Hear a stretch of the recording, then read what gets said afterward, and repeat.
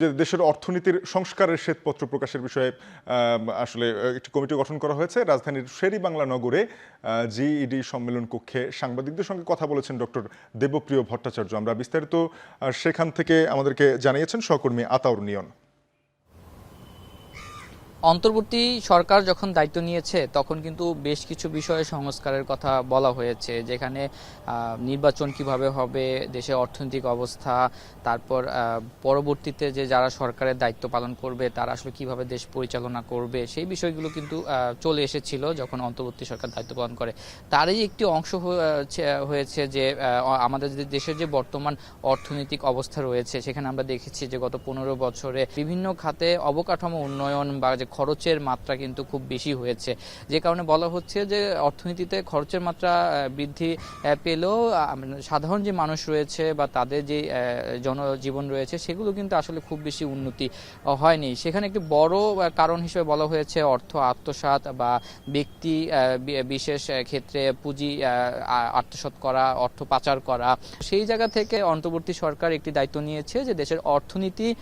যাতে পরবর্তীতে সংস্কারের মাধ্যমে যে পুনরুদ্ধার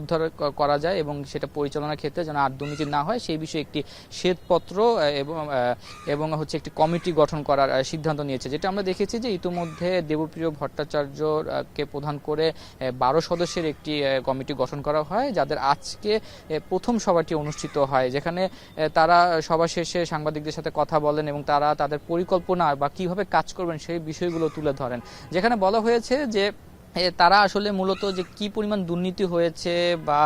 যে সংস্কারের জায়গাগুলোতে তারা কাজ করবেন না, তারা মূলত হয়েছে যে বিগত যে বছরগুলো রয়েছে সেই বছরগুলোতে কোন কোন খাতে কি পরিমাণ দুর্নীতি হয়েছে বা সেক্ষেত্রে দুর্নীতিগুলো কারা করেছে নির্দিষ্ট করে তারা হয়তো বলবেন না, তবে প্রতিষ্ঠান বা ব্যক্তি বিশেষে যদি কিছু নাম চলে আসে যে আসলে ওই কোনো প্রতিষ্ঠানে নির্দিষ্ট কি পরিমাণ দুর্নীতি হয়েছে বা কোনো ব্যক্তি যদি বড় কোনো অঙ্কের অর্থ যদি আত্মসাৎ বা পাচার করে থাকে, সেক্ষেত্রে আসলে তার সেই ব্যক্তির অন্তর্ভুক্ত কি পরিমাণ অর্থ রয়েছে সেই নির্দিষ্ট পরিমাণটা আসলে এবং কিভাবে করা হয়েছে সেই কারণগুলো এবং পরিমাণটা তারা উল্লেখ করবেন বা সেই বিষয়ে তারা জানাবেন। কমিটির একটি নির্দিষ্ট সময় দেওয়া হয়েছে 3 মাস বা 90 দিন। এই 90 দিনের ক্ষেত্রে তারা বিভিন্ন খাত কেন্দ্রিক বা খাত ভাগ করে সেই সব খাতগুলোতে পর্যালোচনা বা যাচাই বাছাই করবেন। সেক্ষেত্রে বলা হয়েছে যে তারা যেই খাতের প্রতিবেদন বা তাদের যাচাই বাছাই শেষ হয়ে যাবে তখন তারা 90 দিন শেষ করা পর্যন্ত অপেক্ষা করবেন না, তার আগেই তারা সেই প্রতিবেদনটি জমা দিবেন এবং তাদের পরামর্শ বা সার্বিক বিষয়গুলো তুলে ধরবেন। আমরা দেখছিলাম যে অর্থনৈতিক সংস্কারের জন্য শ্বেতপত্র প্রণয়নের 12 সদস্যের কমিটির সকলেই উপস্থিত ছিলেন আজকের সভায়।